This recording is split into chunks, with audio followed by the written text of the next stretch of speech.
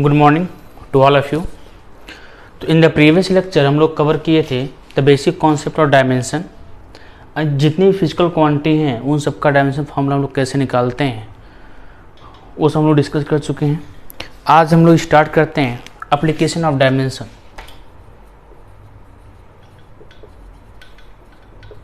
Application of dimension. Dimension का use हम बहुत सारे फील्ड में कर सकते हैं। The first one is the to check correctness of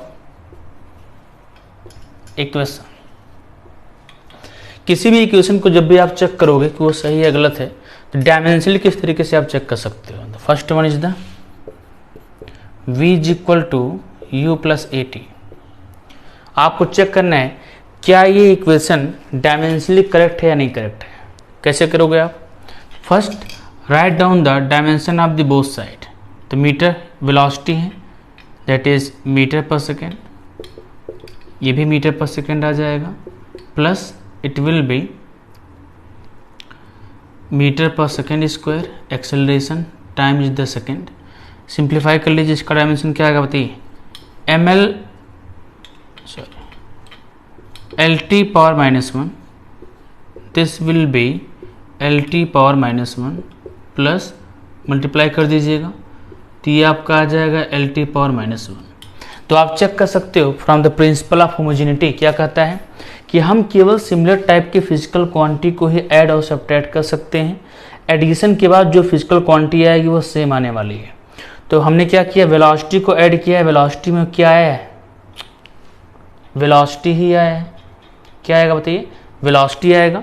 तो आप कर सकते हैं this is the dimensionally correct, this is dimensionally correct.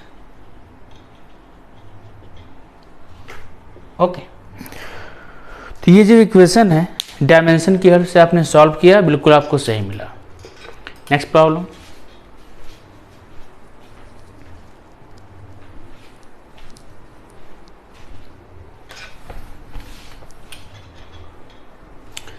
S is equal to ut plus half or you can say 280 square. इसको आपको चेक करना है कि डायमेंशनली करेक्ट है या नहीं। कैसे करोगे आप? चेक कर सकते हैं from the principle of homogeneity dimension of the both side must be equal, और हम केवल सेम टाइप की फिजिकल क्वांटिटी को ही ऐड और सब्ट्रैक्ट कर सकते हैं। तो ये आपका लेंथ है, मीटर हो जाएगा, metre per second into second आ जाएगा, प्लस 2 तो कांस्टेंट न्यूमेरिकल वैल्यू है, इसके पास कोई डायमेंशन नहीं होने वाला है। एक्सेलरेशन आपका होगा metre per second square into second square, cancel हो गया। क्या आया? Metre is equal to metre plus metre. Dimension लिखो आप, L is equal to L plus L. इसका मतलब क्या है? ये पूरा आपका लेंथ है, ये भी लेंथ होना चाहिए, ये भी लेंथ है। हमको सेम चीज़ मिला है कि लेंथ को हमने लेंथ में ऐड किया है, क्या आया? लेंथ आया है। तो आप कर सकते हो this is the dimensionally correct, this is the dimensionally correct equation. Point clear है? लेकिन क्या ये एक्चुअल में सही है? चेक करो, यहाँ पे क्या आना चाहिए? 1/2 आना चाहिए, but it is incorrect. Actual में ये जो इक्वेशन है क्या बताइए? इनकरेक्ट है। तो गलती कहाँ से हम लोगों से हो रहा बताइए? जितने भी कांस्टेंट होते हैं इन सब का कोई डायमेंशन नहीं होता। तो आप चाहे यहाँ 2 लिखिए, 1/2 लिखिए, 4 लिखिए, 100 लिखिए, ठीक, डायमेंशन फॉर्मूला सेम आने वाला है, इसमें कोई चेंजिंग आने वाला आपका नहीं है। तो आप यहाँ से नोट कर सकते हो अगर कोई भी इक्वेशन डायमेंशनली करेक्ट है तो वह रियल में इनकरेक्ट भी हो सकता है, वह रियल में इनकरेक्ट भी हो सकता है। Point is clear? Next one,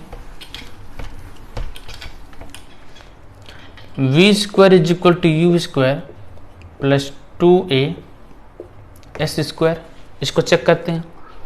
real में क्या बताइए? इनकरेक्ट है, क्योंकि यहाँ पे क्या होता है? केवल एस होता है। चेक करते हैं डायमेंशनली, मीटर पर सेकंड तो आपका हो जाएगा एल टी पावर -1 पावर 2, ये आपका हो जाएगा एल टी पावर -1 प्लस 2, तो कांस्टेंट न्यूमेरिकल वैल्यू है, नो डायमेंशन। ए आपका क्या है मीटर पर सेकेंड स्क्वायर, तो एल टी पावर -2 आ जाएगा, ये आपका टी पावर 2 आ गया। इसको जब मल्टीप्लाई करोगे आप तो वैल्यू कितना आने वाला है, L square T power -2 plus L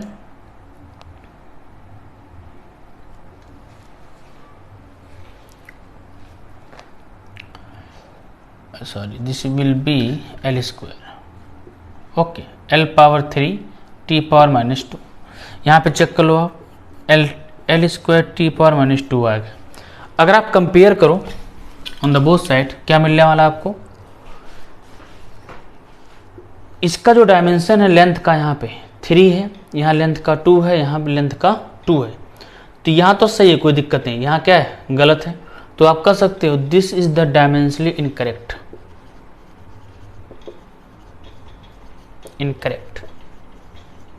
dimensionally incorrect. It means अगर कोई भी इक्वेशन या फॉर्मूला डायमेंशनली इनकरेक्ट है तो वह रियल में भी क्या होने वाला बताइए, इनकरेक्ट ही होगा, रियल में क्या होगा, इनकरेक्ट होगा।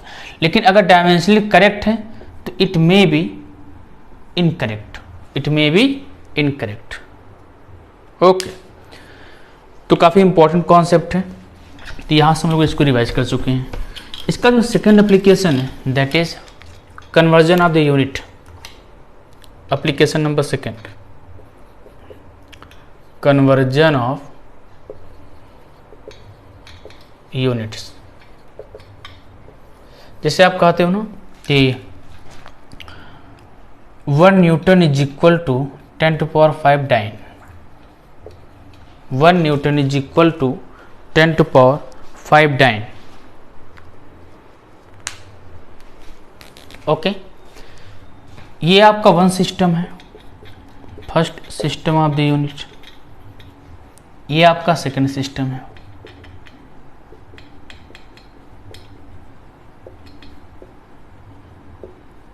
First system and the second system of the unit दिया गया है। इसको अगर आप ऑब्जर्व करो तो 1 क्या है, इसको मान सकता हूं मैं n1, ये आपका यूनिट है u1, ये आपका n2 है in the second system numerical value, and this is the u2। तो किसी भी कन्वर्जन में आप लिख सकते हो n1 u1 is equal to n2 u2, n1 u1 is equal to n2 u2, okay. तो यहाँ से अगर आपको n2 निकालना, हमको पूछा क्या आता है कि 1 न्यूटन में कितने डाइन होते हैं, 1 न्यूटन में कितने डाइन होते हैं, तो आपको निकालना क्या होता है, सिंपल n2 निकालना होता है। तो यहाँ से n2 कितना आ जाएगा, that is n1 u1 divide by u2। अगर आप डाइन को चेक करो तो डाइन होता क्या है, न्यूटन क्या होगा बताओ, 1 newton is equal to 1 kilogram metre per second square. तो डाइन क्या होगा बताइए, 1 जहाँ पे केजी सीजीएस होता है 1 centimetre, sorry 1 gram centimetre per second square आ जाएगा। तो यहाँ पे चेक कर, जो डायमेंशन होगा ना वो कभी भी कन्वर्जन ऑफ यूनिट में चेंज होने वाला फिलहाल तो नहीं है। तो यहाँ पे जो मास का डायमेंशन है, पावर है 1 है, लेंथ का 1 है, टाइम का 2 है। तो इसको मान लेता हूँ मैं a पावर मास का, तो मास का डायमेंशन हो जाएगा a, ठीक, लेंथ का हो जाएगा b एंड टाइम का हो जाएगा c। तो अगर आपको निकालना हो the dimension of unit in the term of base unit, कितना आएगा, kg का आपका आएगा 1 पावर है, a इज इक्वल टू 1 आ जाएगा, b is equal to 1 and c is equal to -2। तो in the conversion of the unit the power does not change और you can say dimension remain constant. तो यहाँ पे ग्राम का भी जो डायमेंशन है ना, पावर 1 है, सेंटीमीटर का 1 है, तो यहाँ भी a का वैल्यू कितना आने वाला, 1 आने वाला है, b इज इक्वल टू 1 आएगा, यहाँ पे c इज इक्वल टू -2 आएगा। तो in the conversion of the unit dimension remain constant.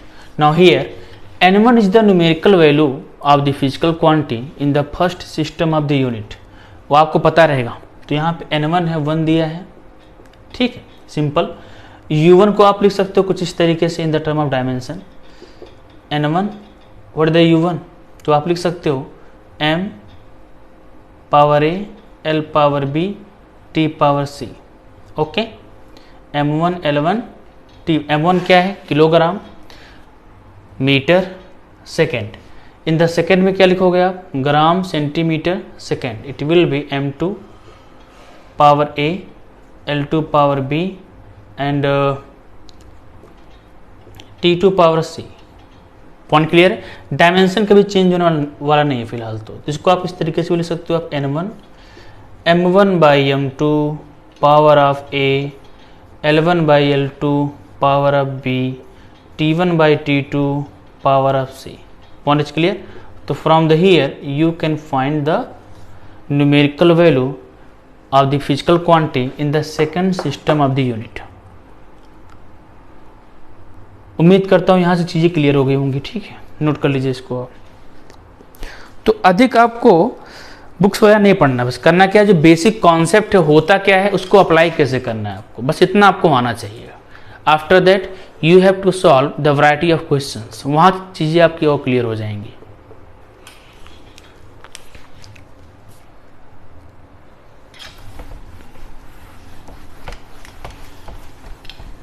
Okay, तो यहाँ से हम चेक भी कर सकते हैं इस प्रॉब्लम को। 1 newton is equal to 10 to power 5 dyne. Okay, dyne means क्या होता है, 1 gram centimetre per second square. ये आपका होगा 1 kg metre per second square. ये आपको निकालना है n2, n2 आपको निकालना है। ये दिया है n1 1 न्यूटन। तो पावर तो पता है, हम लोग वहाँ पे लिख चुके हैं। अब अगर n2 निकालना हो तो क्या होगा, n1 m1 कितना दिया बाबू, इसमें किलोग्राम डिवाइड बाई इसमें ग्राम है, पावर कितना है 1 है, length metre divide by centimetre, power कितना दिया है 1 दिया है, एंड यहाँ भी सेकंड है यहाँ भी सेकंड है, तो s divide by s, power कितना है -2 है। Okay, as we know 1 kg में कितना ग्राम होता है बताइए, 10 टू पावर 3 ग्राम, ग्राम ग्राम शहीद हो जाएगा 1। 1 मीटर में कितना होता है 100 सेंटीमीटर, सेंटीमीटर शहीद हो जाएगा 1। ये तो सेकंड है, 1 पावर -2। तो यहाँ से आप लिख सकते हो दैट n1 कितना है 1 है, तो 1 इंटू 10 टू पावर 5। तो आप लिख सकते हो 1 newton is equal to 10 to power 5 dyne. 1 newton is equal to 10 to power 5 dyne. तो ये सिंपल एक बेसिक कॉन्सेप्ट है। इस प्रॉब्लम के थ्रू मैं आपको सिंपल ये समझाना चाहता हूँ कि किस तरीके से आप वन सिस्टम को कन्वर्ट करोगे अनदर सिस्टम। ये बहुत बेसिक प्रॉब्लम है। हम लोगों ने क्या किया है, इस प्रॉब्लम के थ्रू इस कॉन्सेप्ट को अप्लाई करना सीखा है। ठीक, लेकिन आपके एग्जामिनेशन में प्रॉब्लम इस तरीके से नहीं आएगा। प्रॉब्लम कुछ क्या करेंगे, अलग तरीके से फ्रेम करेंगे। ठीक, तो एक प्रॉब्लम एग्जाम्पल लेते हैं हम लोग। ठीक है, वहाँ से क्या करेंगे, कॉन्सेप्ट को अप्लाई करना सीखेंगे।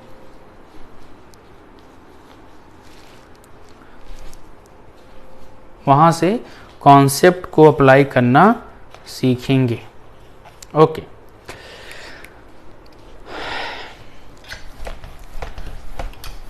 ये आपके नीट में आया हुआ सवाल है। ठीक है, इसको डिस्कस करते हैं हम लोग।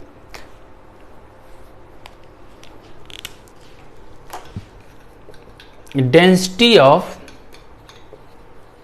मटेरियल दिया गया है वन सिस्टम में।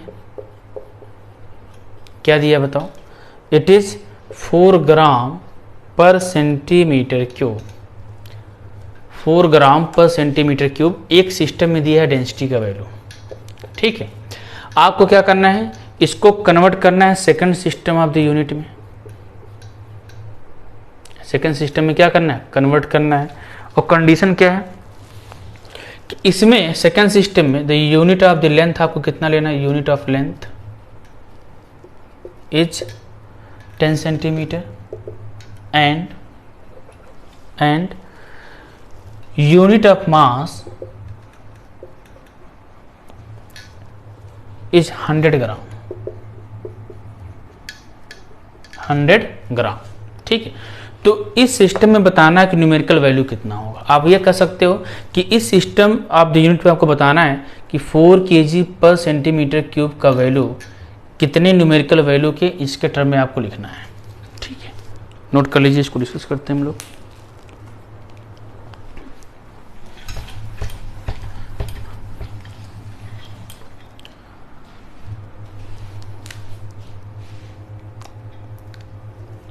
हम लोग को पता है कि N1U1 इक्वल टू क्या होता है, N2U2 होता है। In the conversion of the system of the unit dimension remain constant, dimension remain constant. तो सबसे पहले आपको क्या लिखना है, यहाँ पे इन्वॉल्व क्या क्या है, मास है और लेंथ है। तो मास का जो पावर है 1 है, इसको आप इस तरीके से भी लिख सकते हो 4 ग्राम पर सेंटीमीटर क्यूब। Any doubt? यहाँ पे जो मास का पावर है 1 है और लेंथ का पावर -3 है, तो आप लिख सकते हो A is equal to 1 and B is equal to -3। ये कभी चेंज होने वाला नहीं है और टाइम इसमें इन्वॉल्व है ही नहीं। तो आप लिख सकते हो यहाँ से कि N2 का जो वैल्यू आएगा N1U1 डिवाइड बाई U2 आ जाएगा।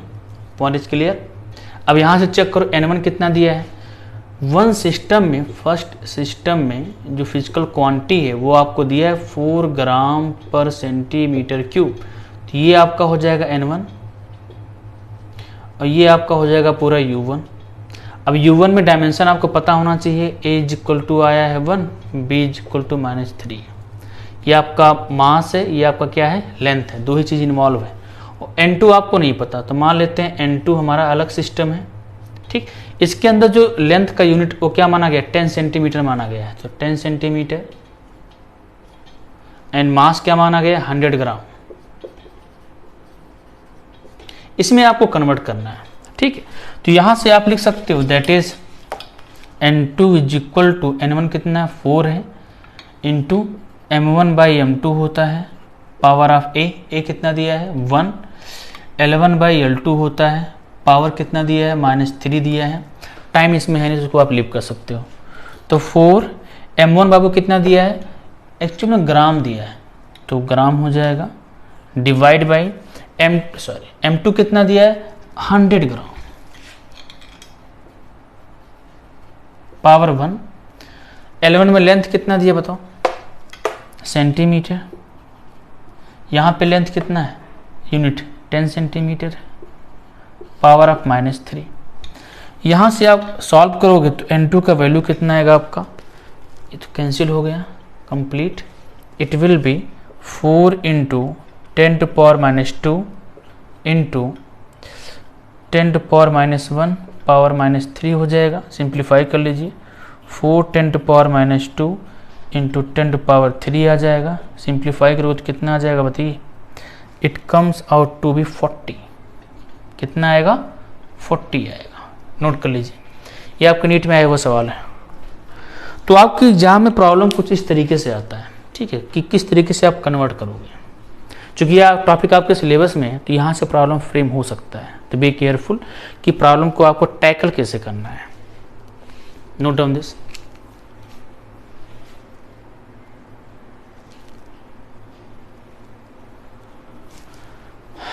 इस पे एक प्रॉब्लम हम लोग और करते हैं, one more problem for the concept clarity के लिए। इसमें आपका दिया गया है, अगला प्रॉब्लम है, one system of the unit, this is the first system of the unit.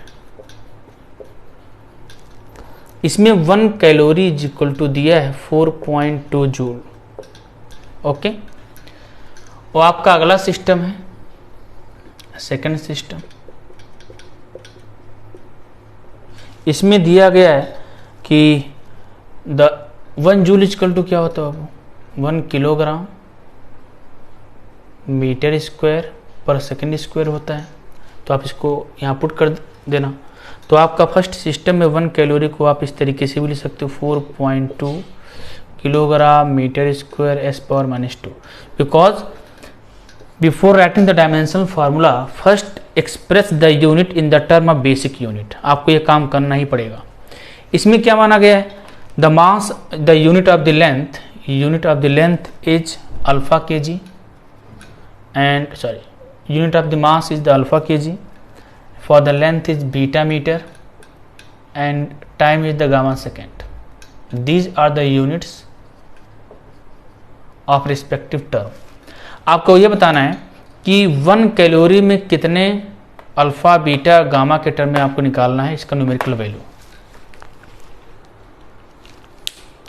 Alpha beta gamma के टर्म में निकालना है न्यूमेरिकल वैल्यू। कैसे निकालोगे आप, ट्राई करते हैं। यहाँ पे सेम कॉन्सेप्ट अप्लाई करेंगे हम लोग। आपके पास दिया गया है 2 सिस्टम ऑफ द यूनिट। पहले में क्या दिया बाबू, 1 कैलोरी, या फिर आप ये कह सकते हो 4.2 जूल या kilogram metre square s power -2। ये क्या है आपका U1 है, ये क्या है N1 है। Okay, now from here you can write the dimension of mass length and time. A is equal to 1, B is equal to 2, T is equal to -2। Respective dimension आपने लिख लिया यहाँ पे। ये कभी चेंज होने वाला फिलहाल तो है नहीं, ठीक, because it depends on the unit. ठीक है, जो यहाँ भी kg है तो यहाँ भी kg आएगा, ठीक, कोई दिक्कत इसमें है नहीं। तो आप निकाल सकते हो यहाँ से N2 is equal to N1 U1 by U2, that is N1 M1 by M2 power A, L1 by L2 power B, T1 by T2 power C। Look here, the value of N1 is the 4.2। M1 कितना दिया है यहाँ पे बताओ बाबू, 1 kg, तो kg आ जाएगा। यहाँ पे M2 कितना दिया है, अल्फा kg, अल्फा kg आ जाएगा, पावर ऑफ 1। यहाँ पे चेक करो आप, मीटर है, वहाँ पे क्या आएगा आपका बीटा मीटर। पावर B कितना दिया है, 2 दिया है। टाइम चेक करो वहाँ पे, गामा सेकेंड, सॉरी इसमें second divide by gamma second, power कितना दिया है, -2 दिया है। तो from here you can easily find the value of N2। N2 कितना आएगा, it comes out to be 4.2, kg cut जाएगा, तो it will be alpha power -1, okay, beta power -2 आ जाएगा, and it will be gamma power 2। This is the numerical value N2।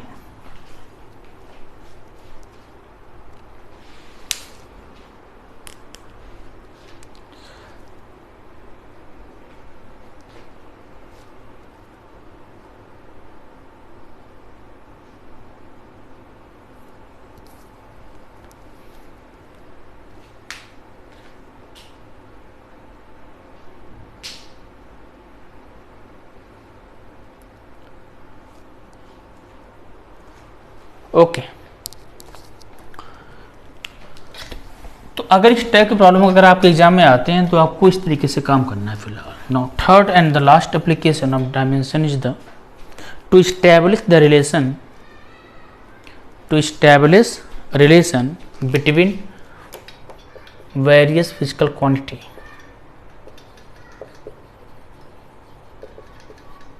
relation between various physical quantity।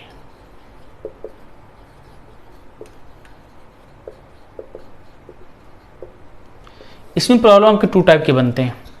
पहला simple आपका बनता है base quantity के term में, बेस क्वांटिटीज के term में होता है, और अगला बनता है न्यू बेस क्वांटिटी।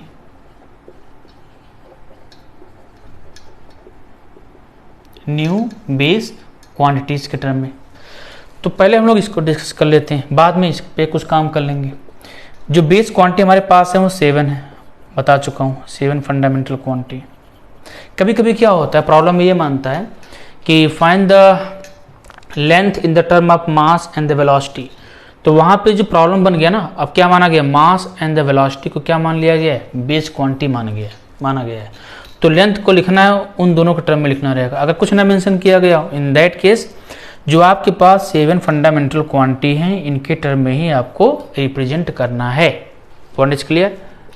तो इस पे प्रॉब्लम की शुरुआत करते हैं। Question number 1,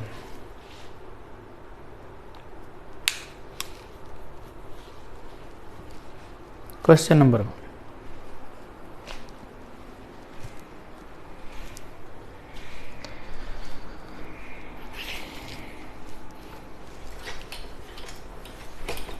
the time period of the simple pendulum depends on the length and acceleration due to gravity.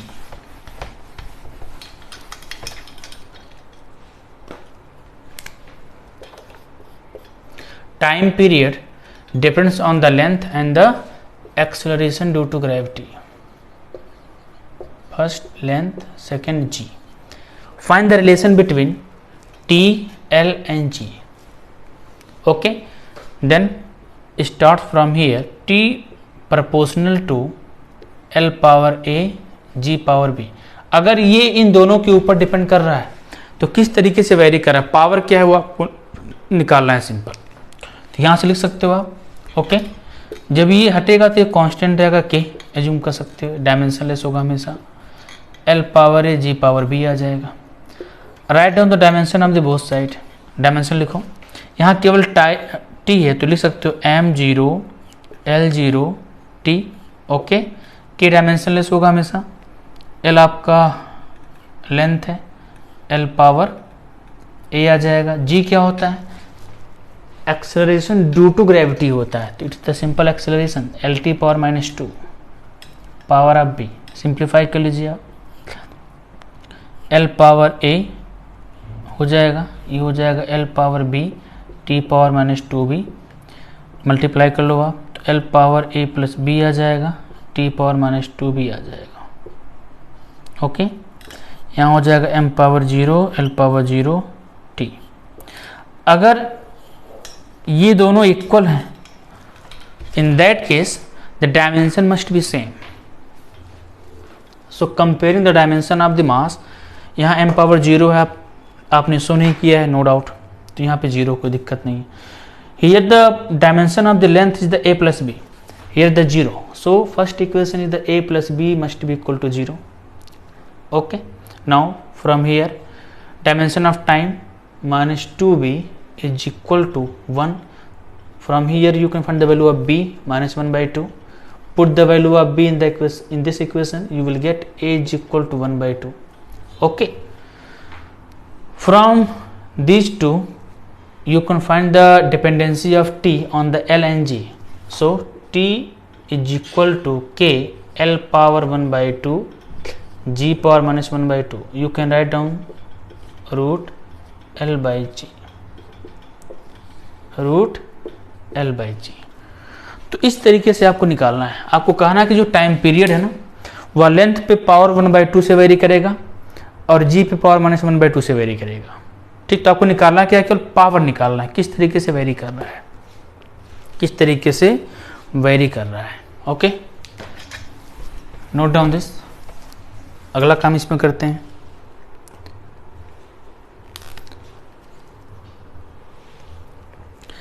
Critical velocity is given as vc zeta power x rho power y r power z. Find the value of x, y, z. Find value of x, y, z. ये आपको NEET में आया हुआ सवाल है। यहाँ पे दिया critical velocity vc, तो first you have to write down the dimension of the both side. You have to write down dimension of the both side. ये क्या होता है बताइए, what is this? Coefficient of viscosity होता है। इसको कैसे निकालेंगे हम लोग, F इज इक्वल टू होता है minus zeta dv by dx होता है, या dy लिख सकते हो आप। ये वेलोसिटी होता है, ये आपका लेंथ होता है। ठीक, ये फोर्स होता है, तो यहाँ से इसका निकल जाएगा, निकाल लो। इसका आएगा F into length L divide by velocity L T power -1। Force का पता है कितना होता है, ml t पावर -2 मीटर पर किलोग्राम मीटर पर सेकंड स्क्वायर होता है, into L divide by L T power -1। एक L यहाँ से शहीद हो गया, t ऊपर चला जाएगा, तो ml t पावर -1 आ जाएगा, ml t पावर -1 आ जाएगा। तो कोफिशिएंट ऑफ विस्कोसिटी का जो फार्मूला होगा या डायमेंशन फार्मूला होगा वो कितना आ जाएगा, एल टी पावर -1 आ जाएगा, L T power -1। Okay, density आपको पता है, रो डेंसिटी दी है, आर रेडियस है, रो डेंसिटी है और आर क्या है, रेडियस है। ओके, नाउ अब स्टार्ट करते हैं। तो इतना काम आपको करना पड़ेगा एग्जाम में।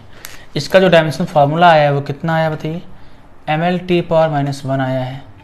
डेंसिटी का आपको पता होना चाहिए, मास बाय वॉल्यूम होता है तो इट विल बी ml⁻³ आ जाएगा। रेडियस है तो l सिंपल हो जाएगा।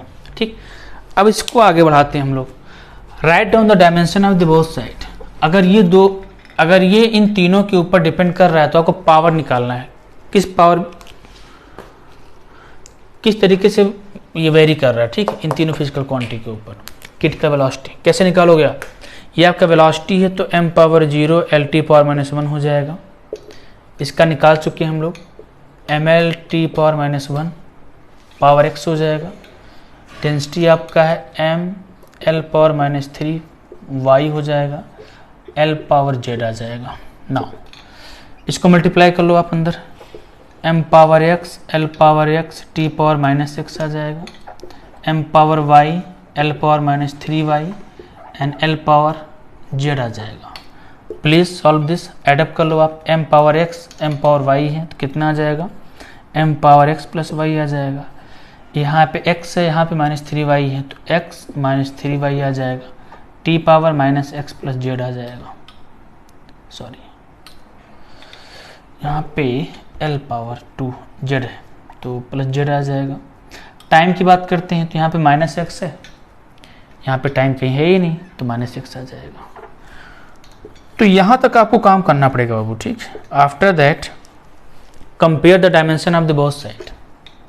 Compare the dimension of the both side. तो यहाँ पे मास का जो डायमेंशन है 0 है, यहाँ पे जो मास का डायमेंशन x + y है तो आप कंपेयर कर सकते हो, x + y must be equal to 0, first equation.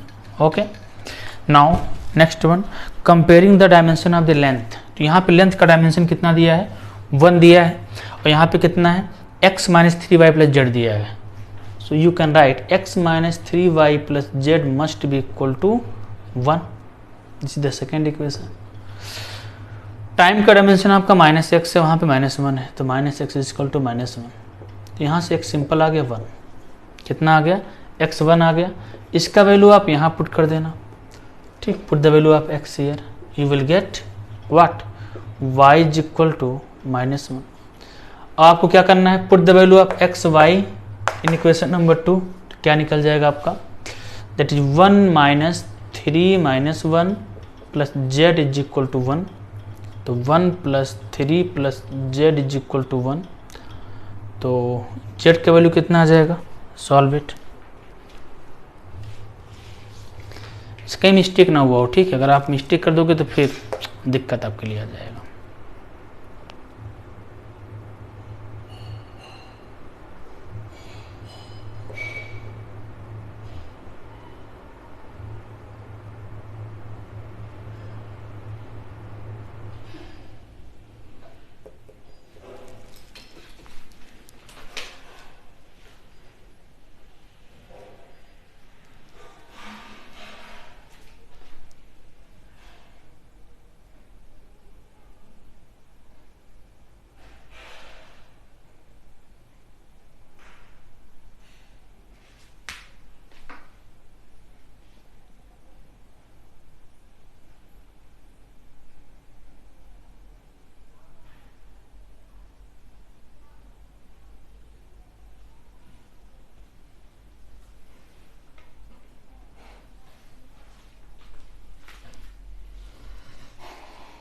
ठीक है, तो from here you can find the value of z। आप यहाँ से z की वैल्यू निकाल सकते हो, ठीक है। तरीका आपका यही है, बेसिक जो कॉन्सेप्ट अप्रोच करने का तरीका आपका यही है, ठीक है। तो इस तरीके से आप प्रॉब्लम को सॉल्व कर सकते हो। ओके, आगे लिखिए, इसमें एक और प्रॉब्लम करते हैं।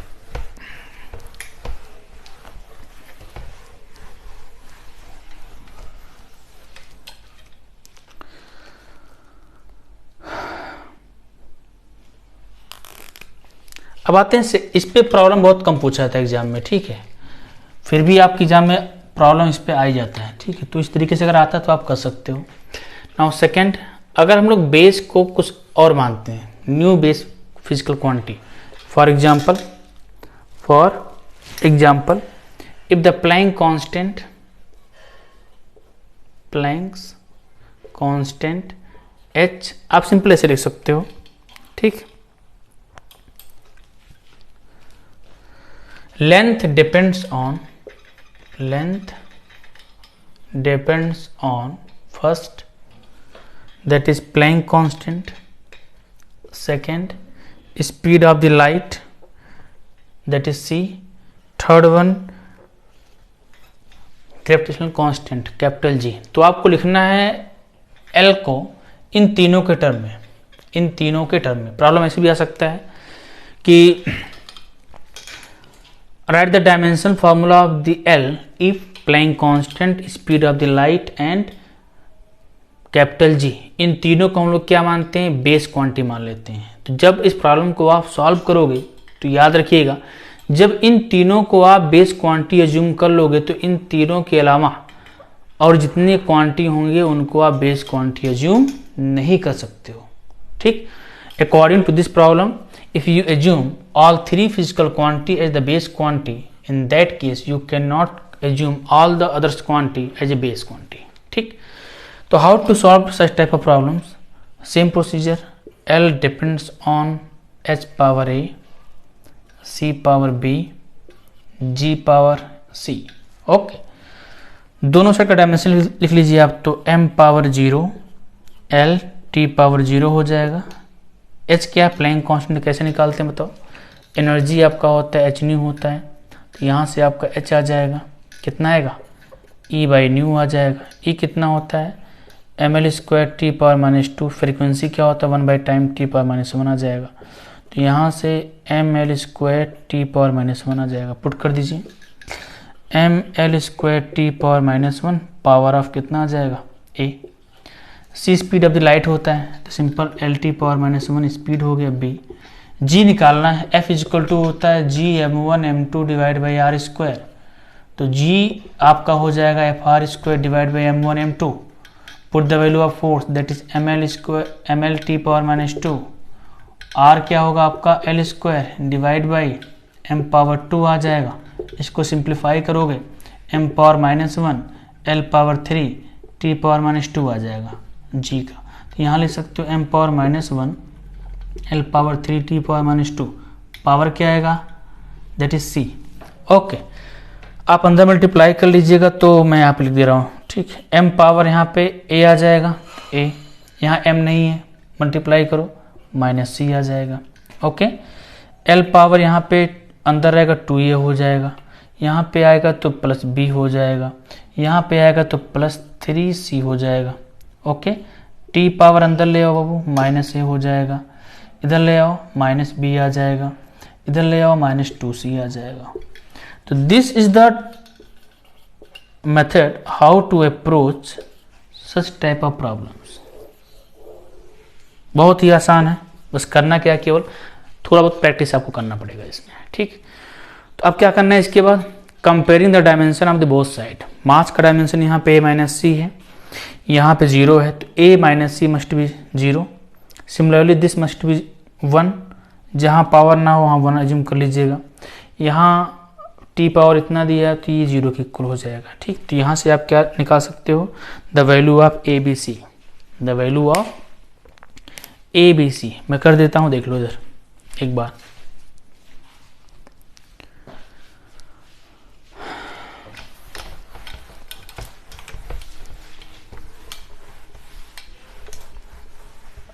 Okay. Now comparing the dimension of the both side, you will get a minus c is equal to 0। तो यहाँ से क्या आ जाएगा बाबू, a is equal to c आ जाएगा। सेकंड क्या आएगा, 2a plus b plus 3c must be equal to 1, must be equal to 1। a is equal to c है, तो यहाँ पुट कर सकते हो आप 2a, यहाँ c is equal to a put कर सकते हो, तो 5a plus b is equal to 1 आ जाएगा, ठीक। अगला आपका है -a minus b minus 2c is equal to 0। तो यहाँ a is equal to c है, तो पुट कर सकते हो that is -3a minus b is equal to 0। तो तो यहाँ से आपका आ जाएगा b इज इक्वल टू -3, इसका वैल्यू आप यहाँ पुट कर दीजिएगा तो कितना आएगा ये 5a minus 3a is equal to 1, तो 2a is equal to 1, a आपका आ गया 1/2। चूँकि a is equal to c है तो c इज इक्वल टू कितना आएगा, ये भी 1/2 आ जाएगा। Find the value of b, तो b कितना आ जाएगा बाबू यहाँ से, b सिंपल आपका आ जाएगा यहाँ से b is equal to -3a है, तो a -3/2 आ जाएगा। कितना आएगा, -3/2 आ जाएगा। ओके, तो you can easily right the length in the term of this physical quantity. कैसे लिखोगे चेक कर लेते हैं हम लोग।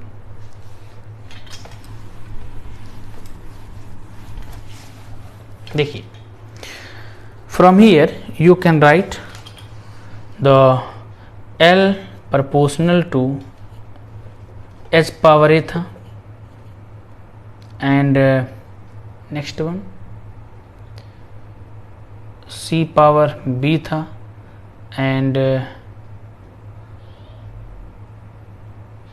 g power c था। इस तरीके से था, तो आप लिख सकते हो L proportional to h power कितना है 1/2 and c power -3/2 and g power 1/2। You can also right this, ये रूट में, ये भी रूट में है, तो रूट hg डिवाइड बाई, ये नीचे चला आएगा c पावर 3/2। तो this is the representation of length in the term of प्लाइंग constant g and c 3/2। कभी कभी क्या होता है, अगर इसको फंडामेंटल क्वांटिटी मान लोगे ना, तो डायमेंशन अगर पूछा जाए इन द टर्म ऑफ दिस, तो कैसे लिखोगे आप, h power 1/2, c power -3/2 and g power 1/2। ये आपको तब लिखना है जब क्या दिया गया प्रॉब्लम में, अगर ये दिया गया हो कि Planck constant c and g, अगर इन तीनों को आप क्या अज्यूम कर लेते हो, base physical quantity, so right the dimension formula of the length, तो आप इस तरीके से लिख देना, ठीक है, like this. Okay, last problem of this topic,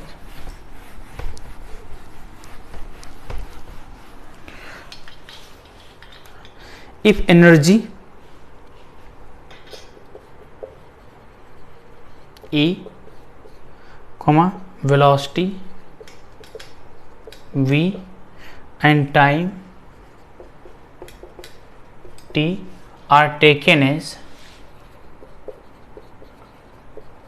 fundamental quantity. आ गया, देखो fundamental quantity, fundamental quantity. Okay, then express the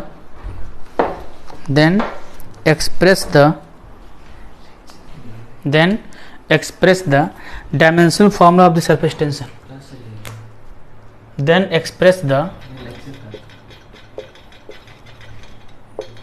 dimensional formula of surface tension. Okay, तो यहाँ से आप कर सकते हो चीज़ों को, काफ़ी आसान है, ठीक। तो ये आपका होमवर्क है, इसको करके लाइएगा। आप करना कैसे है, surface tension proportional to E power A, V power B and T power C. तो यहाँ पे सरफेस टेंशन में एस शो कर देता हूँ, ठीक। तो यहाँ से आप लिख सकते हो, वैल्यू आप ए बी एन से निकाल सकते हो, ठीक। तो ये आपका डायमेंशन लगभग ऑलमोस्ट आपका खत्म हो गया है। In the next lecture we will discuss significant figure. Okay, तो आज के लिए फिलहाल इतना ही।